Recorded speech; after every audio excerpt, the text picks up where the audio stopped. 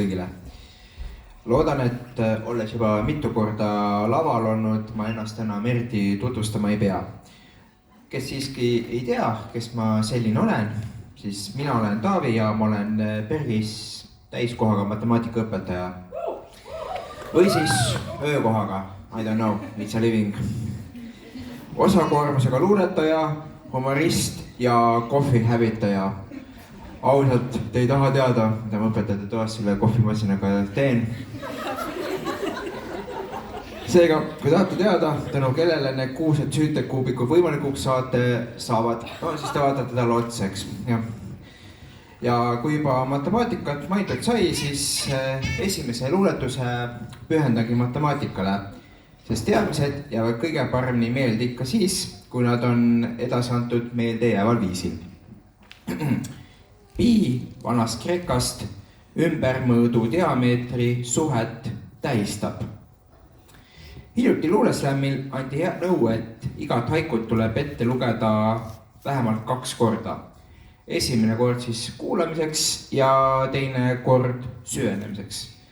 No ma loodan, et te süvenete vähemasti siin, sest matemaatikatunnis, no ma ei tea, mõni ikka süveneb, jah? Oma unne, sest ma räägin niimoodi, et ma ei tea, väga unise näod on. Olgu siis viimane luuletus kantud ette veel üks kord. Pi vanast Kreekast ümbermõõdu diameetri suhet tähistab. Kui haiku on äärmiselt lakooniline, reeglitepärane ja sügav, siis spektri teises otsas on vabapärss, mida reeglid ei kammitse ning kus teemade ring ja häälestatus palju vabamad. Teemasid, millest ma tahaksin luulevormis rääkida, on äärmiselt palju. Paraku seda teha ei jõua ja tuleb teha mõningane valik. Ja seekord valik langes doonorlusele, sest doonorlus on üks mulle olulistest ja südamelähedastest valdkondadest. Kui palju kaalub elu, kõlab küsimus filosoofiline. Vastus on olemas, kõigest mõne stroofiline. Pool kilo päästa võib 3, mitte vaid kehal saab kergem tunne. Võites pelguse, kogudes julguse, õhtul suikuda õndsalt või punne. Ja hirmus üldsegi see ju pole, kuigi mõni võib mõelda, et kui kole. Piisab vaid sellest, et lebad toolile lupsti, nõelse sisse torgatakse supsti. Pärast veel naudid kohvi ja küpsist, et taastuda elu päästvast lüpsist. Jälle jõudis jutt kohvile, ma ei tea, see on mingi sõltuvusprobleem selline, eks ole. Ja kui see luuletus tekitas teist tundeid ja emotsioone, siis siit saamegi sujuvalt liikuda järgmise luulevormi juurde.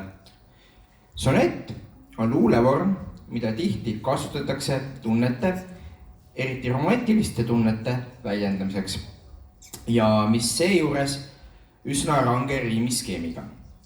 Seetõttu on läbi selle enda väljendamine tore väljakutse. Nii luuletuse ülesehitamise mõttes kui ka selles mõttes, kuidas ennast ja oma hingeseisu kõige paremini väljendada. Et viimane sonett, mis ma tegin, oli pühendatud mu kassile, siis ei saa ma ka seekord kuidagi teistmoodi sellele läheneda.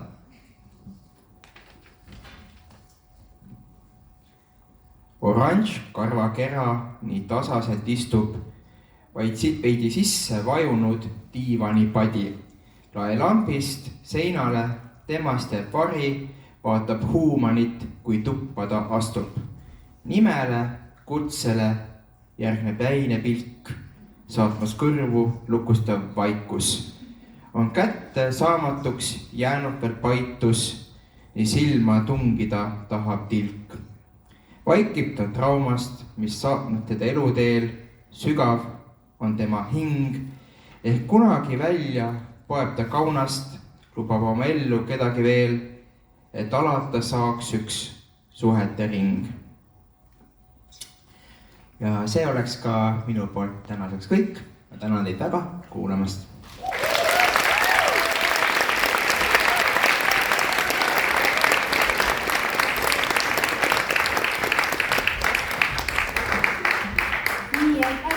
Laari. Meil on ikka väga värvikad õpetajad siin koolis. Võimas, see on väga tore.